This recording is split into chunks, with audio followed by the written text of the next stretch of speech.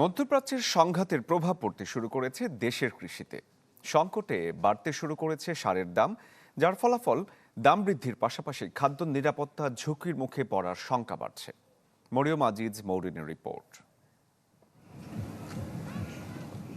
81 lakh hectare net ফসলি জমির বিপরীতে দেশের বিভিন্ন ধরনের সার প্রয়োজন 65 লাখ টনের বেশি।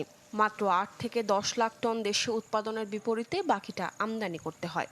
মধ্যপ্রাচ্য সহ 10টি দেশ থেকে আমদানি করা হলেও ইরান যুদ্ধের কারণে পরিস্থিতি বদলে গেছে। যুদ্ধ শুরুর পর থেকে সারের বাজারে দেখা দেয় অস্থিরতা। ট্রেন্ডিং ইকোনমিক্সের হিসেবে 2022-এর অক্টোবর থেকে এ বছরের মার্চ পর্যন্ত বিশ্ববাজারে সারের দাম গড়ে বেড়েছে 70%। প্রতি টন ইউরিয়া বিক্রির গড় দর $750 পৌঁছেছে, যা আগের বছর ছিল সর্বোচ্চ $350, যার প্রভাব পড়ছে দেশের অর্থনীতিতেও। বাড়তে শুরু করেছে খরচ। রাসায়নিক জৈব সার এবং রাসায়নিক সার ছাড়া কোনো ফসলই ভালো হয় না। কি বুঝলেন ভাই? অনলি যেটাই চাই। তাই বর্তমান সারের যে হারে সংকট, তাতে উৎপাদন খরচ বেড়ে যাচ্ছে কৃষকদের। যুদ্ধ নিয়ে তো একটা একটা অস্থিরতা দেখাচ্ছে, কিন্তু যুদ্ধের আগ থেকেই তো সারের দাম একটু বাড়তি, কিন্তু একটু সীমিতের ভিতরে দাম যদি থাকতো তাহলে আমরা কৃষকরা বেঁচে যেতাম, কিন্তু অতিরিক্ত দাম বাড়ে গেছে। জাতিসংঘের হিসেবে হরমুজ প্রণালী দিয়ে বিশ্বের 1/3 সার এই পথ দিয়ে যায়, আর মধ্যপ্রাচ্যের দেশগুলো থেকে আমদানি করে বাংলাদেশও। পণ্য পরিবহন ব্যবস্থা হুমকির মুখে পড়ায় ব্যাহত হচ্ছে দেশের বাজারে আমদানিও।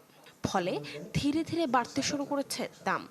মধ্যপ্রাচ্য থেকে আমরা টিএসপি আনি, ইউরিয়া আনি এবং ড্যাপও কিছু আনি, এবং যদিও এটা হয়তো এই দেশগুলো যুদ্ধের সাথে জড়িত না, কিন্তু তিউনিসিয়া, মরক্কো, ওখান থেকে আমরা আমদানি করি, ওই দেশগুলো থেকে। বাট ওখানে যেটা সমস্যা হচ্ছে, যদি হরমুজ প্রণালী ফ্রি না থাকে তাহলে আমরা সার সম্ভবত পাবো না। দামের এই ঊর্ধ্বগতি সরাসরি চাপ তৈরি করছে কৃষকের উপর।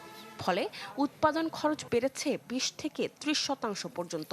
বিশেষজ্ঞরা বলছেন, এই পরিস্থিতি দীর্ঘস্থায়ী হলে প্রভাব পড়বে খাদ্য মূল্যস্ফীতিতে।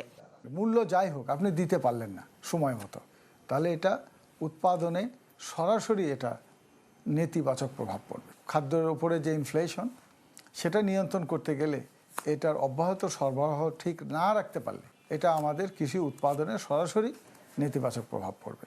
প্রতি বছর সার ব্যবস্থাপনায় প্রায় 35,000 কোটি টাকা ভর্তুকি দেয় সরকার।